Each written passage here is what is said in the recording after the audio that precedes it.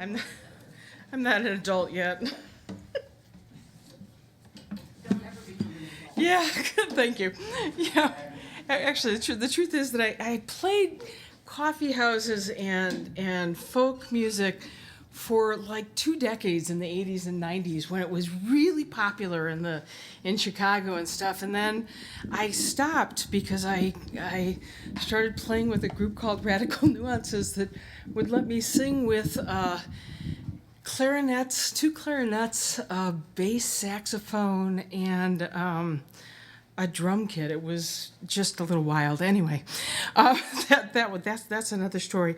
But I am getting used to playing the guitar again. Anyway, so we are in a season, right, when a lot of people all around the world celebrate the coming back of the light, right?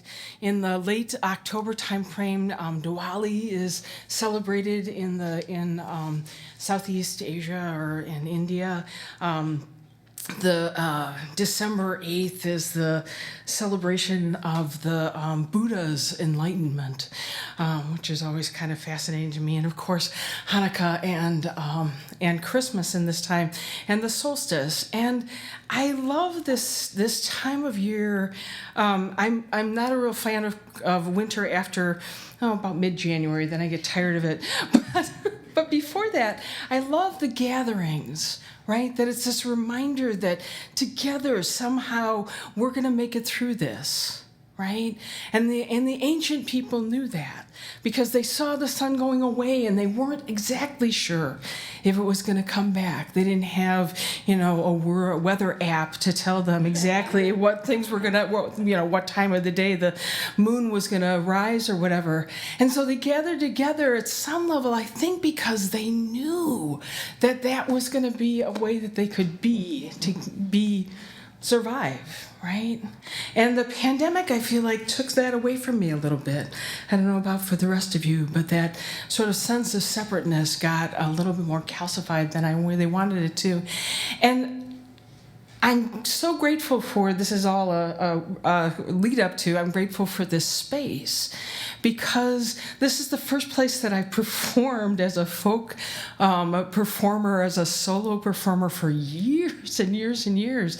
And it's been in this space where words come forward from people rolling out with stories and poetry and welcome of all these different kinds. And I just want to say thank you for making this space, for creating it and crafting it and loving it enough that words would be here and found here in and among us to remind us that we are for one another. What an astounding thing. Words give us that. Right? Words grab hold of us and tell us things that we never would have imagined. We communicate in a lot of different ways, but words are special. My favorite word is toast. No idea, but it has been for quite a while. But words do that. And so in the beginning of this time of year, liturgical churches will start, the liturgical Christian churches will start from the beginning of the Gospels, and we'll start reading through some, not all. Not all the stuff gets written, and much like the Jewish churches, though Jewish churches start at the beginning of their new year, which happens after Ramadan and Rosh Hashanah. Not Ramadan, sorry, Rosh Hashanah. But it's this space where you can re-encounter a word and say, I've read this thousands of times. What does this mean? What does it mean today? After the pandemic, after hearing everything, after being in the life that I'm in. So I want to do this little thing for you, and you have a part within this. It's just called Anthem, and it's the first part of the book of John, not one of my favorite Gospels, but that's okay. It's a beautifully written piece, but it harkens back to Genesis, because it says that in the beginning was the Word, and the Word was God. The Word was God. Yes, God is found in the mountains and in the whirlwinds and all, but the Word was God. So you have a part in this, and you'll, I think, pick it up pretty easily. And if you don't want to say the part of God, you can use the word love. In my linguistic perception, that's pretty close, if not the same. So it goes like this. In the beginning was the Word. The Word was God. Yes, in the beginning was the Word. The Word was God. That's your part. In the beginning was the Word. The Word was God. Yeah. In the beginning was the Word. The Word was God. He was with God in the beginning, and the Word was God. All things came into being through them. The Word was God. Without them, not one thing would come to be. The Word was God, because in the beginning was the Word. The Word was God. Yeah, in the beginning was the Word. The Word was God. What has come into being in them is life. The Word was God. In life was the light of the people. The Word was God. The light shines in the darkness, and the Word was God. And the darkness would only welcome. The Word was God, because in the beginning was the Word.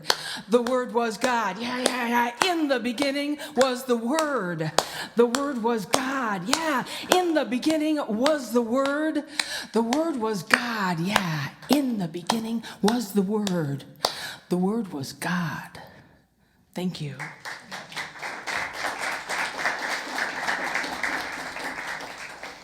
So, one of the other stories of this time that really fascinates me is the story of Mary. Right? I love reading through our biblical things and looking for the outliers of the story rather than what are usually the central pieces. They've got such fascinating story. Here's this woman, this good Jewish woman who has found herself pregnant and, had to go to her not yet betrothed good Jewish husband and say, an angel came and I'm pregnant now. I mean, can you imagine that?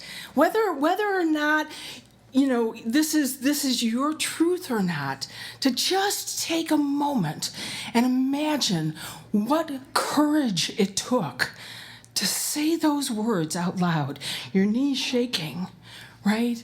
And not really understanding. And who else did you tell that to, right? Was it something at the family dinner table, the Shabbat table that you brought up, right? What did this look like? And when it became obvious that you were pregnant, what did you say? What did this look like? I mean, really, for this person, we think of courageous people as people who are out there and now they've got millions of hits on TikTok or whatever and all this stuff. But really, the courage that I think that I want to find in this story at this holiday season is, what is that word that is within me calling me forward to be? And do I have the courage to actually let that happen? Would I have the courage to go up in front of somebody and say, somebody talked to me. I am whatever it is. Maybe pregnancy in some ways was a little easier, but I'm not sure. The courage is there for all of us in this beautiful ancient story.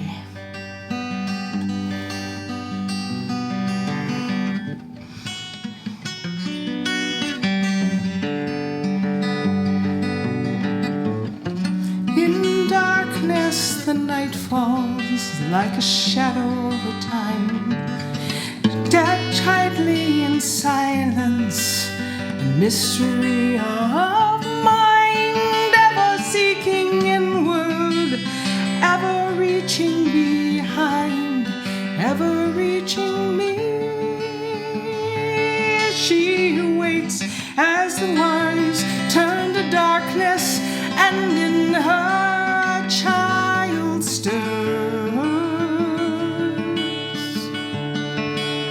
knowing this truth must be born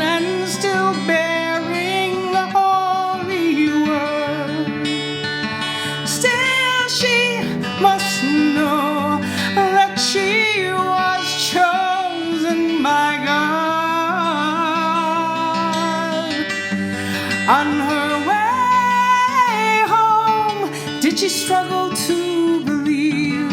On her way home, find the courage to be free. On her way home, did judgment find her wanting? People think her too bold, this blessing to the world.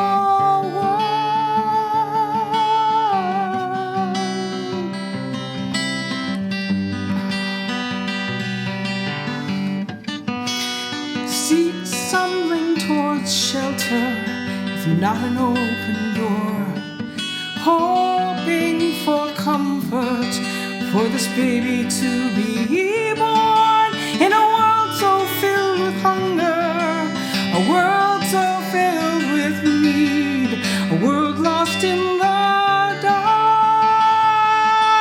I scan the ground, look for cracks that will catch you and wound.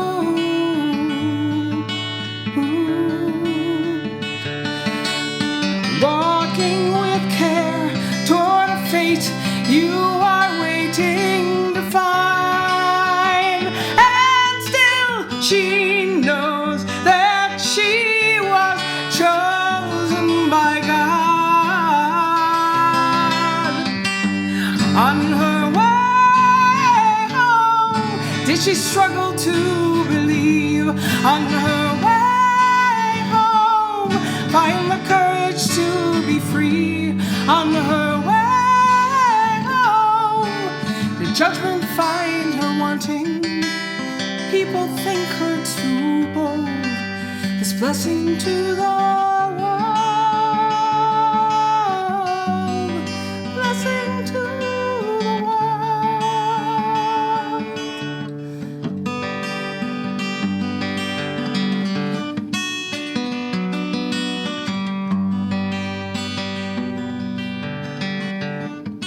What brought forth the courage to hear an angel's sound, led into her body a God to shake the ground, a word to light the nations, a truth that need be told? God's reaching into us. On our way home, will we struggle to believe? On our way home, find the courage to be free. On our way home, will judgment find us wanting? Will people think us too bold? We're a blessing to the